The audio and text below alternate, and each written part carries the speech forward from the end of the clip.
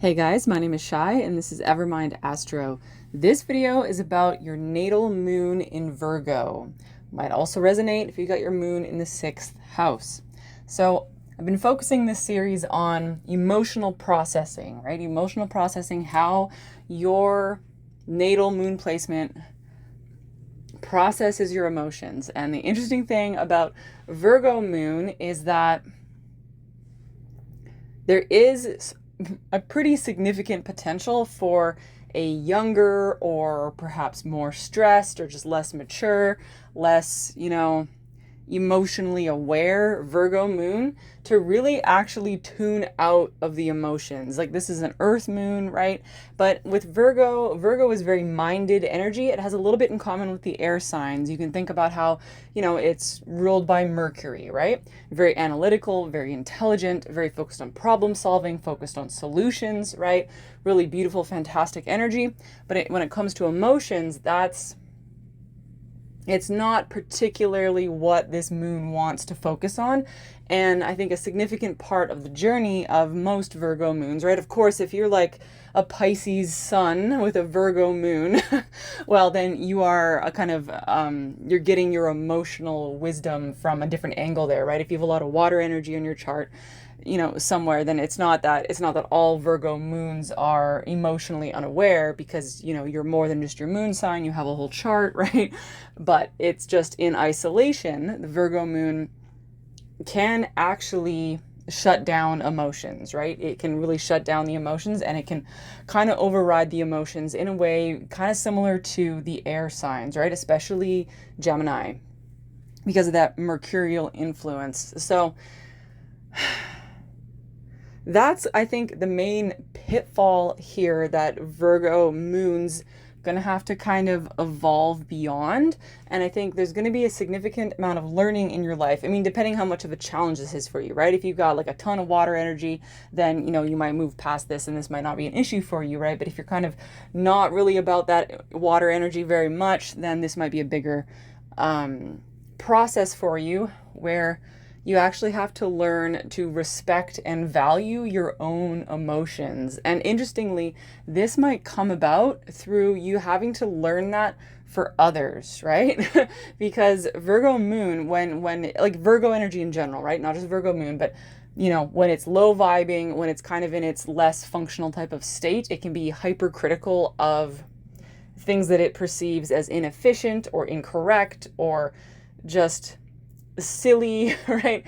Virgo can be, it's that very critical energy and it can get unpleasant, right? It can become unpleasant. And I don't want to be like harping and talking about all the negative things about Virgo moon, but or the Virgo energy in general. I actually have I know this because I have a Virgo South node, okay? So I'm very familiar with some of the low vibing aspects of Virgo because I'm like that, right? I am like that, and I have gone through part of this process of learning, like other people teaching me through their emotional sensitivity, and I've had to learn to kind of evolve my Virgo energy into its higher state, right? Into its higher state. So that's really what I want to get into here, right? You might in your life, when you're going through this process of like coming into your emotional wisdom, right? You might encounter people who are very, very hypersensitive, emotionally speaking, and you might find that you end up in conflict with them about these things, and you might really notice how their emotions are a problem for them, and you might notice how they kind of get into emotional entanglements. And of course, remember, this goes both ways, because you will be teaching them how to, take things less personally, perhaps be less sensitive about things that don't require strong emotional reaction. You'll be teaching them to be the observer, to learn about their emotions, to learn to self-reflect and to self-analyze, right? You'll be teaching them all of these really good things that they need to know, and they'll be teaching you to come more into your empathy, right? And when you as a Virgo moon really, really, really discover the art of empathy and the art of empathic listening, right? This will be important. And I know this is something you might learn through your interactions with others, right? People you're in relationships with or family, people very close to you, right? Where you have to learn the art of empathic listening. And then you will discover something really beautiful and satisfying where if you be silent and you listen to people and you just empathize with them, right? Even if they're being all super hyper emotional about stuff that you don't feel needs a lot of emotions attached to it, right? But they're doing it and you're just empathizing and you're just listening to them and you're sitting there and you know all of the answers, right? You have the solutions because that's what Virgo does. Virgo sees to the solution. You go, oh, it doesn't need to be like that. If you would just do this, then your life would be so much better, right? That's the Virgo wisdom. Stop doing that and your life would be so much better. Oh, can't you see this? Can't you see that? Right? Look at how simple this is if you would just listen to me, right? Well, of course, you've probably learned, right, when you try to tell people things before they invite you, right, then it doesn't, sometimes they have a negative reaction to that, right? So when you learn the art of empathic listening and you allow others to invite you, like ask you for your wisdom, ask you for your opinion, ask you for your advice, or just, hey, what do you think about this? Once they ask you, then they're really willing to listen to you, and then you can come in there with all of your knowledge and wisdom and just your smarts and your intelligence, right? And your ability to go, look, this is how you can approach this differently to be more successful. Or, if you stop doing those things and start doing some of these things, it's actually quite simple to fix this problem that you have in your life, right? And to feel better, right? You're going to be able to provide people a lot of solutions as long as you wait for them to ask you for them, right?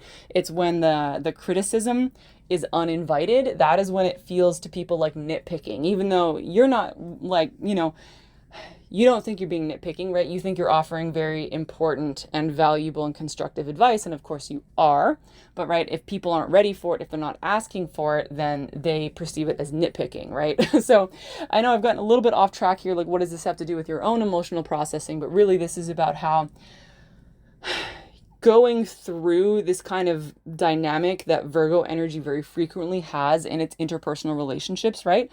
This learning of the empathic listening and learning to wait to be invited before you give your advice. This is really important because that bestows upon you this capacity to reach into the higher frequencies of Virgo, right? Where I would say that perhaps you go through a process of learning to analyze your own emotions, and you probably do, but you probably learned that quite young, like as a teenager, perhaps even as a child, right? That capacity to be the observer and to analyze your emotions and to go, oh, I'm feeling that way. I had that kind of emotional reaction to that thing that happened, and why am I feeling like this? And you can really think through it, and you can really deeply understand your emotions from an analytical perspective. That yeah, you probably are going to become better at that as you age and mature, and you're going to refine your emotional your ability to reflect on your emotions, right? And the more you learn about psychology, Virgo moon, really probably you have some interest in psychology or different ways of introspection, all of that kind of stuff. But that stuff comes very, very natural to you, like for the most part, right? Most of you, I would say you have a natural ability for that. And that's going to be something that perhaps you're exploring even as a teenager, right? And the older you get, you might move away from that phase because you've just got that so handled. You don't need to really practice your introspection anymore because that's like breathing to you, right? Introspecting and understanding your emotions from an analytical perspective, that's like breathing to you guys, right? So you can really help others do that. But as you come into this ability to listen empathically to others, right? You're going to be able to do that for yourself. And this is going to change you, okay? This is going to change how you are. It's going to make you a lot softer, and it's going to make you go a lot easier on yourself, right? Because one of the challenges of a Virgo moon is that you can be quite hard on yourself. Like, I would say the two energies that are hardest on themselves would be Virgo and Capricorn. And Virgo moon is like right up there with one of the it's one of the placements that struggles the most with hyper self-criticism, right? Because you can always see a better way to do it. You can always go, oh, why didn't I do that better? I should have done that better, and I got to do this better, and I have to plan this better, and be really setting really unrealistically high expectations on yourself. And that, of course, can create kind of emotional upheaval and emotional outbursts and emotional meltdowns. And then you're not gonna like that you did that, right? Because you feel like you shouldn't have to be so emotional. And then, it'll be like guilt and just like piling it all on yourself and shoulda, coulda, woulda, right? And it's not good. It's not good for you, right? It's not good for you. But as you learn to listen empathically to others, and you learn that emotional sensitivity for other people's sensitivities, right? You can now give that to yourself, right? And then when you're having a bad day, or when you're emotionally overreacting to something, or if you're being irrational, right? Because you guys value rationality and logic, and you want things to make sense. So when you feel like that your emotional body, or just your human animal body, is taking over and you're being irrational, now try just listening to yourself empathically, right? Listening to yourself gently, and being gentle with yourself, right? Telling yourself it's okay, patting yourself on the back, tucking yourself in a blanket with a cup of hot chocolate, right? Just being nice to yourself and giving yourself that time to be emotional, to be human, and to be irrational, and to be sensitive. That's going to actually, this is the cool thing, is you're going to start to realize that that is actually very efficient and effective, and it makes sense, right? So this opens up this whole thing about Virgo moon learning to be an empathic listener, and like kind of understanding and respecting emotional sensitivity. That is a huge leveling up for Virgo, because it opens up this whole other realm. Now you can use your fantastic Virgo, mind and you can apply that to the emotional landscape, and you can go, okay, how can I most pleasantly, efficiently, and effectively navigate this emotional situation, or navigate these turbulent emotions, or navigate all of these other people's turbulent emotions, right? You can use your Virgo nature to move through that really, really well. And it's like just this whole other horizon, right? That perhaps when you were younger, right, you might have wanted to kind of shut that out or shut that down. But as you evolve, right, you're going to see that this is a whole new horizon that you can explore. And, your mind is thirsty and hungry for knowledge, Virgo moon, okay? You're going to be wanting to, there's no stopping the thinking with a Virgo moon, right? You can't stop the thoughts. You can't stop investigating. You can't stop finding a better way. You walk around all day going, there's got to be a better way. There's got to be a better way. There's got to be a better way, right? And because you are here to improve the world, and you are here to create life, right? The beauty of Virgo energy is that Virgo, okay, here's the thing about Virgo. Sometimes Virgo gets a bad rep, right? Because it can be so hypercritical, but that's just a little bit of like low vibing Virgo, right? That's just a little bit of low vibing Virgo. Every energy has its low vibes, right? So let's focus on what is some of the highest potential of Virgo. I mean, one whole thing I can't even get into in this video is the Hermetic principles, right? Hermeticism.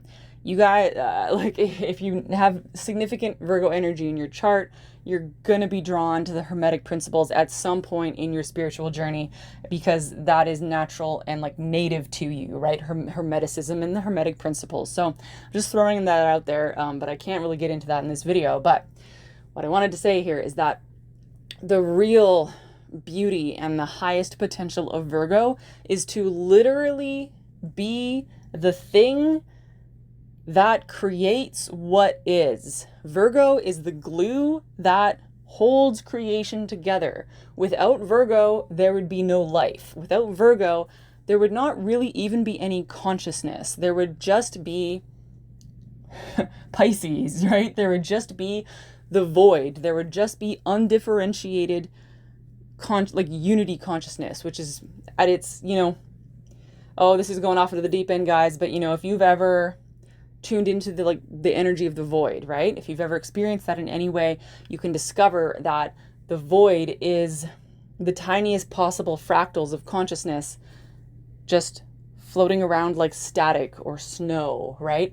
And that is the potential of what can be, but who puts that together? Who makes that into something? Who glues it all together? Who figures out what to do with it? That's Virgo, right? Virgo is literally the energy, the consciousness, the intention and the intelligence that creates anything that exists. Without Virgo, there would literally be nothing, okay? Without Virgo, there would be nothing. So I can't give any more higher praise to Virgo than that. Virgo, your Virgo moon. And I think with the Virgo moon, especially with it being Virgo moon, right? Virgo sun, that's a little bit of a different conversation, right? But with Virgo moon, I think you guys can tune into the energy of the void, and you can tune into this void consciousness and this potential energy, this energy of chaotic potential, right? Because it's your moon, right? It is that watery kind of subconscious, kind of inner kind of spiritual space, right? The liminal space.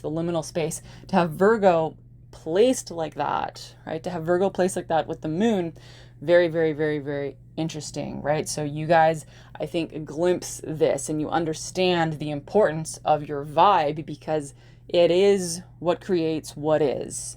Virgo is what creates what is. The wielders of chaos magic. The creative power of chaos magic. So, and that, hopefully this video kind of demonstrates the vast expanse of Virgo potential, right? I start this video, start talking about, Virgo being that annoying kind of hypercritical thing, and then it ends with being on its highest potential. It is literally the energy of creation. So I will stop there. Got lots of links down below for you guys who want to check me out, and talk to you later. Bye.